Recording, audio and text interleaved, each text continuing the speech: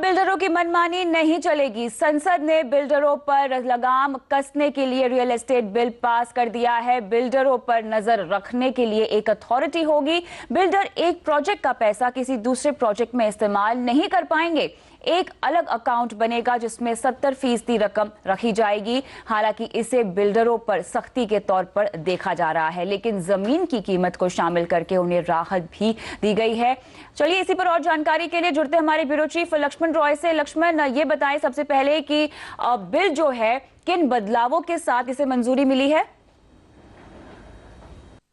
इसमें सबसे अहम फैसला ये लिया गया है कि किसी भी प्रोजेक्ट को डेवलप करने वाली कंपनी उस प्रोजेक्ट की कुल लागत का 70% एक अलग खाते में रखेगी रकम, और उस रकम का इस्तेमाल दूसरे किसी भी प्रोजेक्ट में नहीं किया जा सकेगा।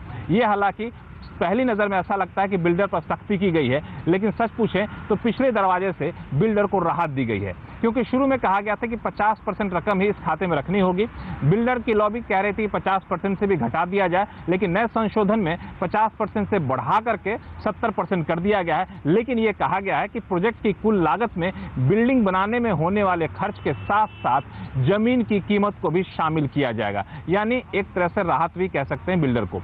दूसरी बड़ी बात यह की गई है कि पहले यह कहा गया था कि यह बिल उसी पर लागू होगा जो प्रोजेक्ट 1000 स्क्वायर मीटर में बन रहा हो, लेकिन अब इसकी मियाद को, इसकी सीमा को घटा दी गई है और कहा गया है कि वो सारे प्रोजेक्ट जो 500 स्क्वायर मीटर में बन रहे हो, जहां पे कम से कम 8 फ्लैट बन रहे हो, वो इस नियम के दायरे में आएगा। उस प्रोजेक्ट को लॉन्च करने से पहले अथॉरिटी से मंजूरी लेनी होगी।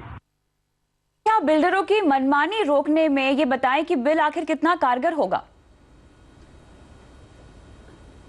इसमें कंज्यूमर के लिए या फिर घर के खरीदार के लिए काफ़ी अहम बातें कही गई हैं। एक अथॉरिटी बनाई जाएगी जिसमें कंज्यूमर की शिकायतें दर्ज की जा सकती हैं। शिकायतों का निपटारा नहीं हुआ तो एक ट्रिब्यूनल होगा, वहां भी शिकायतें की जा सकेंगी, और एक तय समय सीमा में 60 दिन के भीतर अथॉरिटी को अपनी शिकायतों का निपटारा करना होगा।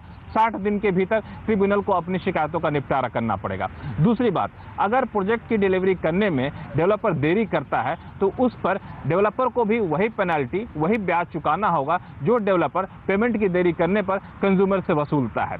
तीसरी बात, अगर आपने गलत विज्ञापन दिया, भ्रामक विज्ञापन दिया, तो आपको यहाँ पर कैद भी हो सकती है, जेल की सजा हो सकती है, जुर्माना भी हो सकता है। और अगर आपने ट्रिब्यूनल का फैसला नहीं माना तो प्रोजेक्ट की कुल लागत का 10% और 3 साल तक जेल की सजा भी आपको भुगतनी पड़ सकती है। तो ये कुछ महत्वपूर्ण प्रावधान किए गए हैं कंज्यूमर के हितों की रक्षा करने के लिए। और दूसरी बात, कारपेट एरिया को भी काफी बखूबी यहाँ पे परिभाषित किया गया है ताकि झांसे दे करके ज्यादा रकम ना वसूल सके बिल्डर कंज्यूमर से। तो क्लियरली पारदर्शिता बढ़ेगी और ग्राहकों के लिए उनके हित में है ये बिल। शुक्रिया इन तमाम डिटेल्स के लिए लक्ष्मण।